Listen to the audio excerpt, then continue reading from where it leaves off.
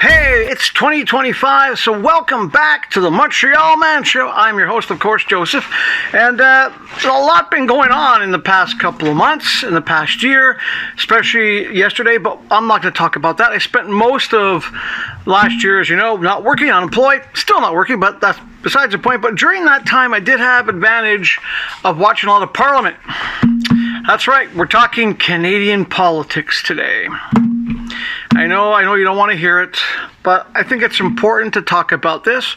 So a little bit of a backstory here. I grew up in Montreal. I grew up in a English-French liberal family. Mother was English, father was French.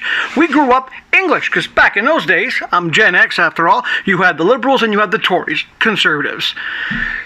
But even when the Parti Québécois came along, I was liberal. I was proud to be Canadian. My family was proud to be Canadian. Now, of course, time goes on. I lived in Vancouver for 25 years. And I can tell you one thing. Watching Parliament the past month was very depressing. Because the way I see it now, Canadians, my fellow Canadians, we are screwed. Plain and simple. We have 5 political parties. And I'm being generous by saying 5, okay? So let's look at each political party, one by one. Let's start off with I guess the one in power right now. Well, growing up in Montreal, I got to meet Pierre Trudeau several times. I even got to interview René Lévesque back in my college days. And I can tell you one thing. Mr. Trudeau, Pierre, is probably spinning in his grave with what Justin has done. And before anyone starts saying, I'm crossing the line here, this is my own opinion. I don't represent any official government or corporation or anything like that. This is my own opinion based on observations. Okay? But I remember when Justin first became the Liberal Party leader, and he announced that he was going to legalize recreational marijuana. I remember telling my wife at the time, that is a bad idea. It's going to get him elected. He has his name and he's going to legalize pot. Great, he'll get elected. But it's a bad idea. Especially living in Vancouver at the time, I knew how bad the drug problem is in Canada, especially back then. And I went, Trudeau saying he was going to legalize recreational marijuana to solve the crime problem. Well, maybe just because I was more on the ground, street level type thing, I knew, fine, you're going to legalize pot. Marijuana's going to become legal. Do you think the drug dealers are going to stop selling drugs? No. What did happen? Well, next thing you know, pot gets legalized. Heroin becomes the big thing in Vancouver. And now it's fentanyl. What's next? There's certain things you don't legalize. Medical marijuana, no problem. It does have its uses. But as soon as he said that, I knew. Right off the bat, our country's going to start doing this. So when it comes to Justin and the Liberals, well, as people can tell by the polls, they're not popular at all anymore. Not really. And no one trusts him, no one likes him anymore. Me being a liberal growing up, I can say I'm proudly no longer a liberal. I haven't been a liberal for a while because of what I've seen the country decline into. And, of course, that leads to the next political party, the Conservatives, which will most likely sweep the next election. But there's a problem with the Conservatives, and it's their leader, Pierre Poilievre. This guy has done nothing his entire political career. He's full of doublespeak and so forth. But people are going to vote for the Conservatives just to get rid of the Liberals because they're tired of the BS that's happened to our country. And there's one thing I have to agree with, the Conservatives. The carbon tax is a joke. But I'll get to that in a bit. So let's talk about the next party, the NDP. Well, this is from my own experience. I have never trusted the NDP. Growing up in Montreal, we didn't have the NDP. And in Vancouver, I lived there. And by the way, I was there for 25 years. We had a liberal elected official who represented, East Vancouver. I won't mention names, but this was provincial level. This person accomplished nothing the whole time she was representing East Vancouver. And I can even say, based on personal information, this person was living in a housing cooperative. Now, if you don't know what a housing cooperative is, it's basically where people buy into a complex, so they basically pay rent based on their income. Well, it turns out this political elected official was paying the minimum rent, even though she was making a government salary. So basically, she was lying. She was defrauding that co-op. Another thing I want to mention is, at the time I was working for a Canadian company, I won't say which one, but we sold tires. And I remember this one, other NDP official who basically slammed a Quebec politician for running out of a Hudson's Bay wearing a fur coat after he got a phone call that his wife was in the hospital. This politician called for this guy to be charged criminally and everything else. Well, that politician's career was ruined.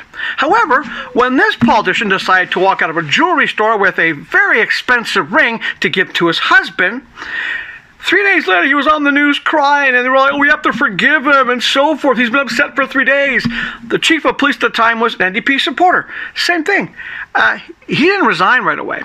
And if anything that got me really hating this political party was, he was one of our regular customers at that store I just mentioned.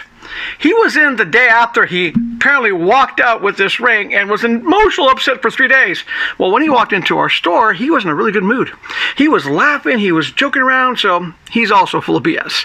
And as for their leader, Singh, well, anyone who's been paying attention to everything he says, he's a racist. You can't deny it. He's not outright overly saying, but his comments basically are racist. He wants to promote a certain group of people over other people. That's racism. Seriously. And the fact that he's made his last commercial, he's made all these claims, we've accomplished this, like dental care. Okay? I need implants, I need a denture. But I'm finding this, when I look for this free dental care for Canadians, it doesn't exist. At least not for people in my age range. If you're a kid, yeah, or if you're a really old senior, it's there.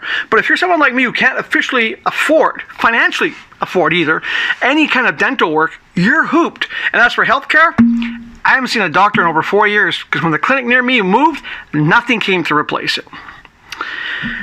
So those are the three main parties. Well, you also have the Green Party, the most delusional party in Canada. They want you not to drive your car because your car, according to them, is what's destroying the environment. Obviously, then looked at the science of it. Your car driving is not destroying the ozone. In Canada, we have these things called trees, and trees eat carbon monoxide. What's really destroying the environment, well, jetliners that fly up and high, what's really destroying the environment is really governments like China that have no care for the environment. They pollute their own country. Their pollution from their factories is the worst thing in the world. They're the biggest polluters.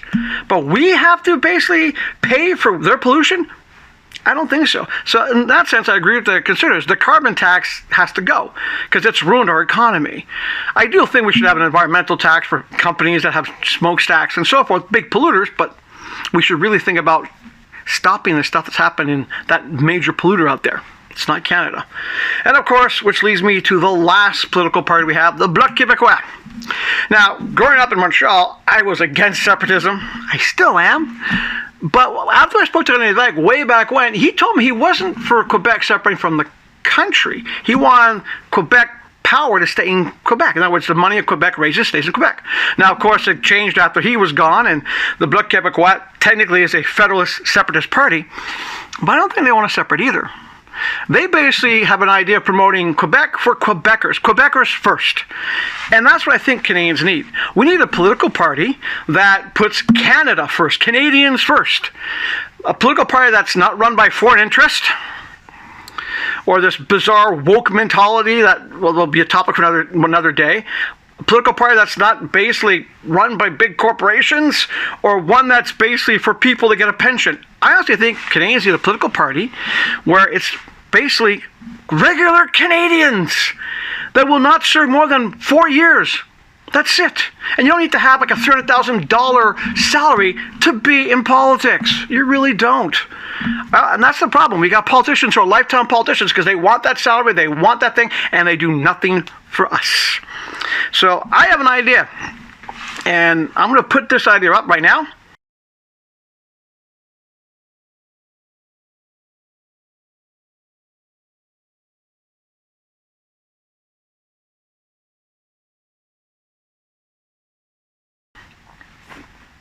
That's right. Le Bloc Canada, the Canada Bloc.